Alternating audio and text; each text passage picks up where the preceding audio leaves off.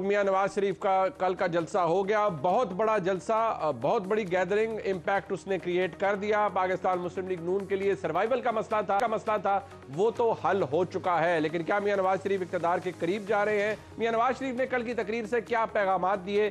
क्या वाकई वो एहतसाब का बयानिया वाकई दफन कर चुके हैं? पाकिस्तान पीपल्स पार्टी के मसाइल क्या है? उनको क्यों लग रहा है कि पाकिस्तान मुस्लिम लीग नून के कायद जनाब शेख मोहम्मद नवाज शरीफ साहब वापस आए हैं, लेकिन वो वापस आए हैं वज़ीर आज़म बनने के लिए, और पाकिस्तान पीपल्स पार्टी इस हद तक बैठी है कि फिर इलेक्शंस की क्या ज़रूरत है, पहले ही डिक्लेयर कर दीजिए कि अगला वज़ीर आज़म कौन होगा। यानी पाकिस्तान पीपल्स पार्टी को ये खदशात क्यों हैं कि इलेक्शन से पहले ही लगभग सब कुछ तय कर लिया गया है? ये बड़ा इंपॉर्टेंट मुद्दा है, बड़ा इंपॉर्टेंट नुक्ता है। इसके ऊपर भी आज के प्रोग्राम में बात होगी, और बात इस हवाले से भी होगी कि जिस मफाहमत का जिक्र मियां नवाज शरीफ साहब ने किया कि तमाम इदारों को जो कि आइन पर अमल करते हैं उनको और सियासी जमातों को मिलकर आगे चलना होगा, तभी काम चलेगा।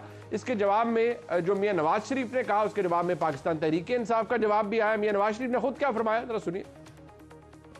हमारे आइन पर अमल दरामद करने वाले रियासती इदारे, जमातें और रियासत के सतूनों को मिलकर काम करना होगा। इसके बगैर ये मुल्क आगे नहीं बढ़ सकता। वो बुनियादी मर्ज दूर करना पड़ेगा जिसकी वजह से मुल्क हादसे का बार बार शिकार हो जाता है। बुनियादी मर्ज दूर करना पड़ेगा। ये ख्वाहिश अली मोहम्मद खान साहब की ज़रूर हो सकती है, लेकिन इसको अमली जामा कौन पहनाएगा? क्या सदर पाकिस्तान के पास ये अथॉरिटी, मॉरल अथॉरिटी मैं कहूँगा, क्योंकि लीगली तो इसका कोई बेसिस नहीं है, लेकिन क्या इखलाकी अथॉरिटी आज भी मौजूद है सदर मुमलिकत के पास, या उनका इतना इन्फ्लुएंस है कि वो ये नशिस्त तरतीब दे सकते हैं, इसको होस्ट कर सकते हैं कि जहाँ पर इतना वाइड स्केल कोई मफाहमती एजेंडा हो किसी महफिल का और वहाँ पर ये बातें हो जाए? बहुत बड़ी बात है। It's a tall order.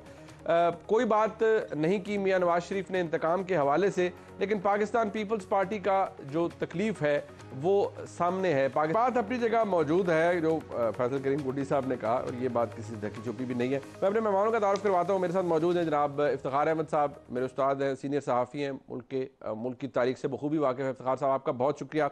जनाब आमिर ज़िया साहब सीनियर सहाफ़ी हैं, हमारे साथ मौजूद हैं, बहुत शुक्रिया आमिर ज़िया साहब आपका। जनाब एजाज सईद साहब स्टार सहाफ़ी हैं और बड़ी बड़ी आला खबरें होती हैं उनके पास, is a very well connected journalist, मेरे साथ इस्लामाबाद स्टूडियोज़ में मौजूद है। एजाज साहब आपका भी बहुत शुक्रिया। इफ्तिखार साहब आपसे आगाज़ करना चाहूँगा। जलसा हो गया मियां नवाज शरीफ साहब का, पाकिस्तान पीपल्स पार्टी की रिजर्वेशन अपनी जगह, लेकिन बुनियादी बात, क्या आपके नज़दीक Mian Nawaz Sharif has come a long way, और वो ये तमाम जो माजी की जितनी भी तलखियाँ थी उनको वंस एंड फॉर ऑल दफन कर चुके हैं? और अगर कर चुके हैं तो अब बस फिर एक फॉरवर्ड लुकिंग अप्रोच ये है जो मियां नवाज शरीफ के सामने है कि मुल्क की तरक्की होनी चाहिए, और कोई बात नहीं होगी मियां नवाज शरीफ की जानिब से? मेरा ख्याल है बिल्कुल आप सही कह रहे हो। आगे जाना चाहते हैं, उस ज़ाती गम और दुख का उन्होंने इजहार किया और पूरी पब्लिक के साथ शेयर किया, और उसको शेयर करने के बाद उन्होंने कहा कि मेरा बोझ कम हो गया है। तो मेरा ख्याल है कि हमें ये बात मान लेनी चाहिए। जो लाखों अफराद के सामने एक बात करे आदमी, उसको हमें तस्लीम कर लेना चाहिए, और पाकिस्तान में खिंचाव की सियासत को अब ख़त्म हो जाना चाहिए। हम गरीबों की तबाही हो गई है इस खिंचाव की सियासत से। खत गुर्बत से नीचे लोग गिर रहे हैं, बेरोज़गारी बढ़ रही है, महंगाई लोगों के घरों के अंदर इस तरीके से घुस गई है वो निकल नहीं पा रही, लोग खुदकशियाँ कर रहे हैं, लोग ज़हनी तौर पे इतने टेंशन में चले जाते हैं कि आप सोच नहीं सकते हैं। तो क्या हल है? हल है कि एक ऐसा जमहूरी निज़ाम, एक ऐसा सिस्टम जिसमें आवाम के लिए भी कोई रास्ता हो, और उसका उसने मुझे वादा कल किया है। और एक बड़ी अजीब बात मैंने देखी है कल, जो दुआ उन्होंने की है, नॉर्मली ऐसा नहीं होता, लेकिन जो कल दुआ की गई, उस दुआ को अगर आप आराम से सुन लें तो उस दुआ में वही जवाब है जो आप चाहते हैं। एक ऐसा पाकिस्तान जहाँ पे गुर्बत ना हो, जहाँ पे जुल्म ना हो, जहाँ पे ज़्यादती ना हो, जहाँ पे गवर्नेंस का कॉन्सेप्ट हो, जहाँ पे रूल ऑफ लॉ हो, यही तो हम सब चाहते हैं। बट ये मफाहमत की इफ्तिखार साहब जो बात मियां नवाज शरीफ ने की है या उनकी तरफ से की जाती है, वो फॉरवर्ड लुकिंग बात भी करते हैं, तमाम सियासी जमातों की बात करते हैं। तहरीक इंसाफ ये कहती है कि नहीं, इसके लिए तो फिर बिठाना पड़ेगा और इमरान खान से बात भी करनी पड़ेगी। क्या इस हद तक मियां नवाज शरीफ प्रो मफाहमत अब हो चुके हैं कि वो चलें एस्टैब्लिशमेंट तो बैठे ही बैठे, लेकिन तहरीक इंसाफ भी बैठ जाए और उसकी क़यादत भी बैठ जाए, कतई नज़र इस बात के कि जो पिछले कुछ अरसे में हुआ है? आपको ये होता हुआ नजर आता है? देखिए बात सुने, बहुत बड़ा मौका गवा दिया इन दोस्तों ने जब इनको ये दावत दी गई कि आए बैठें और इलेक्शन की तारीख का तयन कर लें। इनकी जो 3 रुकनी कमेटी थी उसने मुज़ाकरात किए, इलेक्शन की तारीख का तयन हो गया, लेकिन इमरान खान साहब ने साफ इनकार कर दिया। अब मुझे बताएं कि क्या जो बात मैं कह रहा हूँ दुरुस्त नहीं है, और अगर मेरी बात में वज़न है और हकीकत पर मबनी है तो फिर उस आदमी से ये तवक्को करना कि वो इस किस्म की बात में शामिल होगा, मुझे नज़र नहीं आता। एक दूसरा कि वो किस किस्म का डेमोक्रेट है कि उसने अच्छी भली चलती हुई कौमी असम्बली को सबोटाज किया, उससे बाहर निकल गया। उसने चलती हुई 2 अपने सूबाई असम्बलियों की मुद्दत ख़त्म कर दी, उनको डिज़ोल्व करवा दिया। तो उसमें तो वो सियासी सोच नज़र ही नहीं आती जो आगे जाने की हो। हर वक्त बदला, दूसरे आदमी को जिच करना, उसको कमतर समझना, ये पॉलिटिक्स में सारी उम्र नहीं चल सकता। एक आधे जलसे में आप ऐसी तकरीर कर लें जज्बाती किस्म की, वो भी इंतखाबी हो तो ठीक है।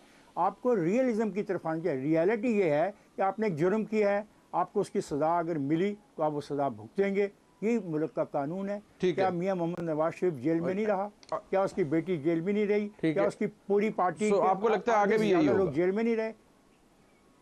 तो मैं नहीं आगे नहीं होगा, किसने कहा आगे ही होगा? नो, मैंने नहीं कहा, एब्सोल्युटली नॉट। आपने मुझसे सवाल किया पीटीआई के बारे में, मैंने कहा पीटीआई को अपने रवैये पे गौर करना चाहिए।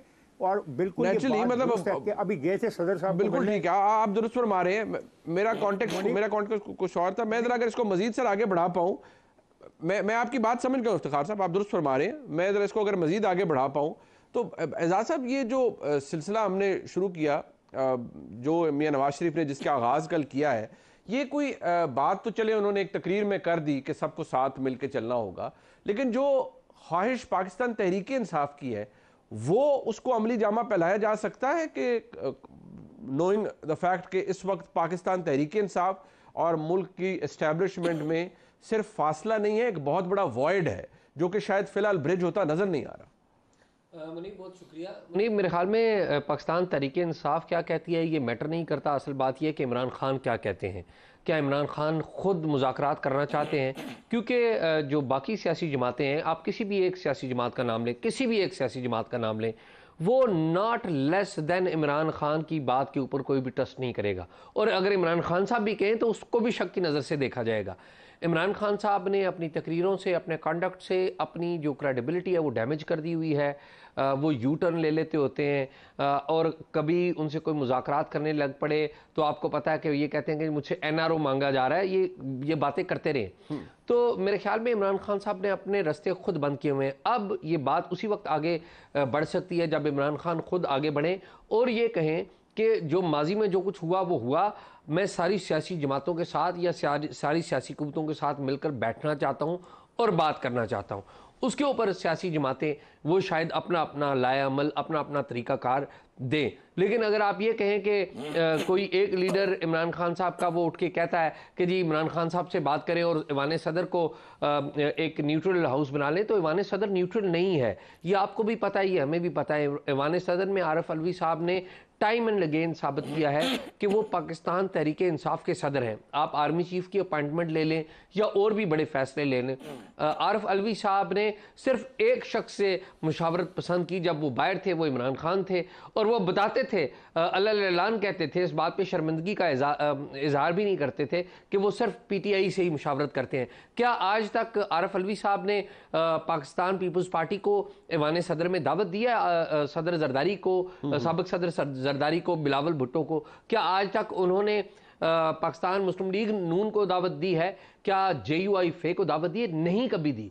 अपीलें तो वो करते रहे हैं ना कि जी आगे चले, तलखी का माहौल खत्म हो ताकि साफ शफाफ इंतखाबात हो सके, वो बार बार अर्ज तो करते रहे हैं। देखिए मुनीब भाई, एक बात होती है, एक actions are louder than the words we speak. ठीक, हम एक्शन की बात कर रहे हैं। एक्शन ये था कि वो अपने कंडक्ट से जाहिर करते कि वो एक न्यूट्रल एंटिटी है, एक न्यूट्रल ओहदे पर है और तमाम लोगों के साथ एक इंसाफ के साथ, कम अज़ कम इंसाफ के साथ डील कर रहे हैं। लेकिन ऐसा नहीं हुआ। अब सवाल अगला मेरे ख्याल में ये नहीं है कि वो इमरान खान साहब बात करेंगे। पहली बात तो यह है कि क्या बाकी सियासी जमातें इमरान खान साहब पर एतमाद करने के लिए राजी होंगी?